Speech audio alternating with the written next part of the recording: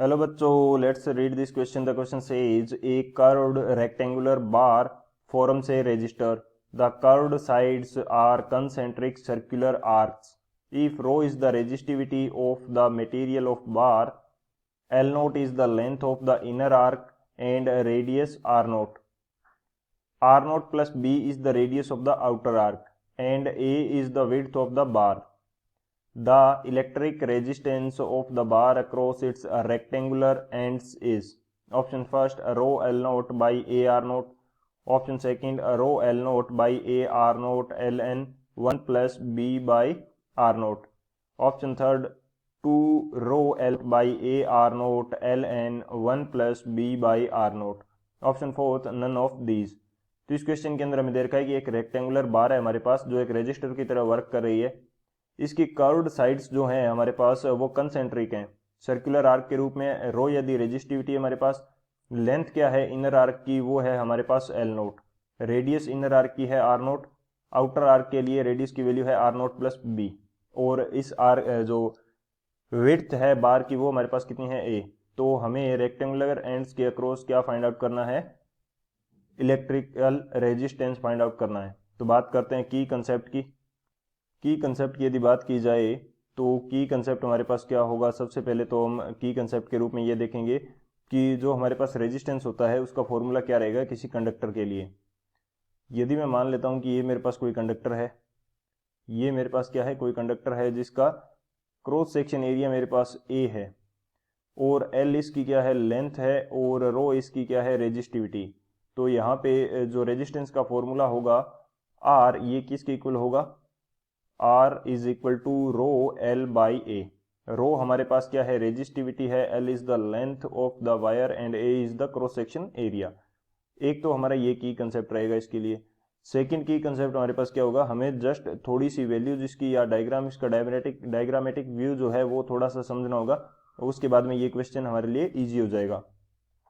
यहाँ पे हमें क्वेश्चन के अंदर गिवन है कि हमारे पास एक रेक्टेंगुलर बार है जो कि कर्व्ड है, जो कि हमारे पास क्या है कर्व्ड है. कुछ इस तरह की कंडीशन हमारे पास है, कुछ इस तरह की कंडीशन हमारे पास है. ये तो कर्व्ड पार्ट हो गया, और ये जो पार्ट है हमारे पास ये क्या होगा रेक्टेंगुलर पार्ट होगा कुछ इस प्रकार से. ये हमारे पास क्या होगा रेक्टेंगुलर पार्ट होगा. ये हमारे पास रेक्टेंगुलर पार्ट है इस क्रॉस सेक्शन के लिए या इस बार के लिए, जिसकी इनर एंड आउटर रेडियस हमें दी गई है. तो यहाँ पे यदि मैं इन दोनों को क्या कर देता हूँ कंबाइन कर देता हूँ, तो इस आर्क की जो रेडियस है वो हमारे पास आ जाएगी. यहाँ से आर्क की रेडियस आ जाएगी. इस एंगल को मैं मान लेता हूँ कि ये एंगल मेरे पास कितना है थीटा नोट, थीटा नोट है. अंदर वाले पोर्शन की जो लेंथ है ये मेरे को कितनी गिवन है, ये दे रखी है मेरे को एल नोट. अंदर वाले पोर्शन की लेंथ जो है वो मेरे को एल नोट गिवन है.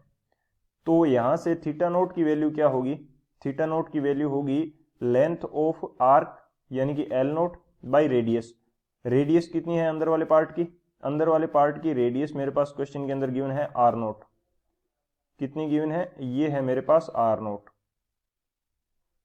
ये क्या है आर नोट है. और एक तो ये चीज होगी, एक हमारे पास एरिया का कंसेप्ट रहेगा इसके लिए कि एरिया कितना होगा. एरिया हमारे पास क्या रहता है रेक्टेंगुलर पार्ट के लिए लेंथ इनटू विड्थ. तो विड्थ इसकी हमें दे रखी है ए, और लेंथ हमारे पास क्या है, लेंथ हमें अंदर वाले पार्ट की कितनी दे रखी है एल नोट. तो ये हमारे पास हो जाएगा एल नोट. बाहर वाले पार्ट तक हम अंदर वाले पार्ट से स्टार्ट करके फिर बाहर वाले पार्ट तक पहुंचेंगे. एक बार मैं अंदर वाले पार्ट के एरिया की बात कर रहा हूं, फिर हम इसका इंटीग्रेशन करेंगे तो ये पूरे पार्ट के लिए या रेक्टेंगुलर बार के लिए टोटल वैल्यूज हमारे पास आ जाएंगी. तो मैं अंदर वाले पार्ट के लिए बात कर रहा हूँ, थीटा नोट भी मैंने अंदर वाले पार्ट के लिए डिसाइड किया था. तो अब एरिया की जगह मैं यहाँ पे एल नोट की वैल्यू पुट करता हूँ एरिया में. एरिया के अंदर जब मैं एल नोट की वैल्यू पुट करूंगा तो ये मेरे पास आ जाएगा A into theta note into R nought. अंदर वाले पार्ट का ये एरिया आ जाएगा. ये कंडीशन है हमारे पास. तो एक ये सेकंड की कंसेप्ट हमारे पास होगा. तो अब बात करते हैं इन दोनों की कंसेप्ट की हेल्प से इस क्वेश्चन के सॉल्यूशन की. अब यदि सॉल्यूशन की बात की जाए इस क्वेश्चन के लिए तो सॉल्यूशन हमारे पास क्या होगा, फर्स्ट की कंसेप्ट के अकॉर्डिंग हमारे पास जो रेजिस्टेंस का फॉर्मूला है वो हमारे पास क्या है, ये है हमारे पास R which is equal to rho L by A. यदि हम किसी स्मॉल पार्ट के लिए वैल्यू फाइंड आउट कर रहे हैं तो R को हम क्या लिख सकते हैं, डी आर, और स्मॉल पार्ट की लेंथ मेरे पास क्या होगी, डी एल, और ये हो जाएगा एरिया। ये कंडीशन हमारे पास रहेगी। और इससे यदि हमें पूरी वैल्यू फाइंड आउट करनी है, यानी कि इससे पूरे रेजिस्टेंस की वैल्यू फाइंड आउट करनी है, तो हम इसका क्या कर देंगे, इंटीग्रेशन कर देंगे 0 से R के लिए, और ये क्या हो जाएगा, ये इसके अकॉर्डिंग यहाँ पे लेंथ की जो लिमिट्स हैं वो आ जाएंगी। चलो एक बार मैं लिमिट्स हटा देता हूँ, जब हम इसके अंदर वैल्यू पुट करने के बाद में लिमिट रखेंगे तो ज़्यादा अच्छा रहेगा। तो ये कंडीशन हमारे पास है। तो रो की जो वैल्यू है वो तो हमारे पास रो है, रो की वैल्यू हमारे पास रो है, और डीएल की वैल्यू क्या होगी, यानी कि स्मॉल लेंथ। अब लेंथ हमें इस क्वेश्चन के अंदर क्या दे रखी है, अंदर वाले पार्ट की लेंथ हमें गिवन है एल नोट, और जबकि बाहर वाले पार्ट की लेंथ हमें पता नहीं है। बाहर वाले पार्ट की लेंथ कितनी होगी, वो चेंज होगी रेडियस के अकॉर्डिंग, क्योंकि रेडियस क्या हो रही है, आर्क की लेंथ क्या होती है, आर्क की लेंथ होती है 2 पाई आर। किसी आर्क की लेंथ यानी कि एक सर्कल की लेंथ की बात की जाए तो 2 पाई आर होती है। अब यदि इसके रेडियस चेंज होगी तो इसकी लेंथ भी तो चेंज होगी, तो इसके अकॉर्डिंग चेंज होगी। अब हम क्या लेते हैं कि एक स्मॉल पोर्शन ले लेते हैं, यानी कि लेंथ के अंदर चेंज क्या हो रहा है, रेडियस के अंदर यदि स्मॉल चेंज हो रहा है तो लेंथ के अंदर स्मॉल चेंज होगा। इस स्मॉल चेंज को कि मैं क्या ले लेता हूँ, डी आर ले लेता हूँ। यानी कि बेसिकली जो डी एल है वो डायरेक्टली प्रोपोर्शनल होगा किसके, डी आर के। तो स्मॉल पार्ट के लिए मैं डी एल की जगह डी आर यूज कर रहा हूँ। ये मेरा बेसिक मैं यहाँ पे कहना चाह रहा हूँ, डी एल की जगह मैं क्या यूज करूंगा, डी आर यूज करूंगा। और ए की वैल्यू मेरे पास क्या है, ए की वैल्यू क्वेश्चन के अकॉर्डिंग मैंने की कंसेप्ट के अंदर फाइंड आउट करी थी, theta nought R nought into A. ये वैल्यू मैंने क्या फाइंड आउट करी थी, theta nought R nought into A, theta nought R nought into A, ये वैल्यू मैंने फाइंड आउट करी थी। जस्ट मेरे को इसका क्या करना है, इंटीग्रेशन करना है। तो इसके इंटीग्रेशन की लिमिट क्या होगी, जहां तक रेडियस चेंज हो रही है, रेडियस कहां से कहां तक चेंज हो रही है, आर नोट से लेकर आर नोट प्लस बी तक चेंज हो रही है। ये मेरे पास लेंथ का चेंज हो रहा है। और जो हमारा रेजिस्टेंस है वो कहां से कहां तक चेंज होगा, 0 से आर तक चेंज होगा।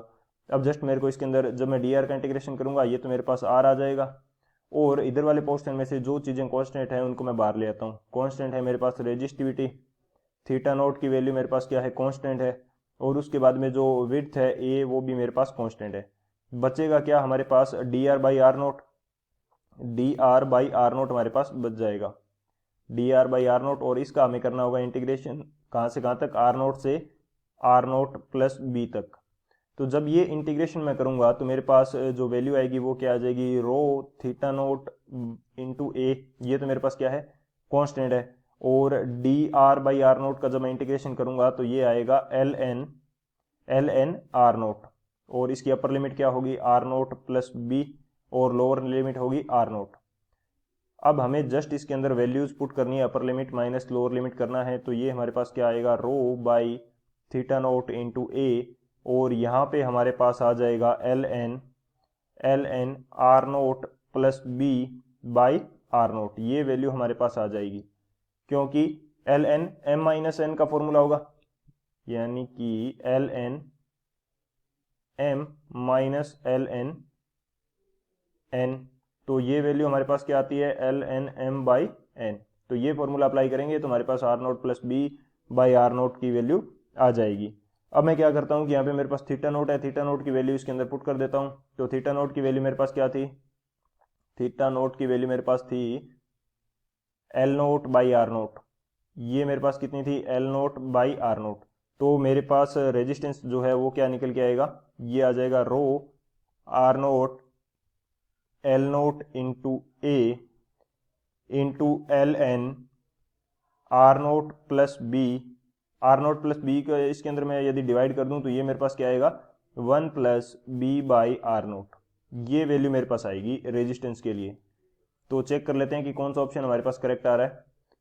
तो ऑप्शन की यदि बात करें हम लोग तो फर्स्ट ऑप्शन क्या है, rho L naught by A R note. यहाँ पे एल एन का कोई सीन नहीं है तो ये करेक्ट नहीं होगा।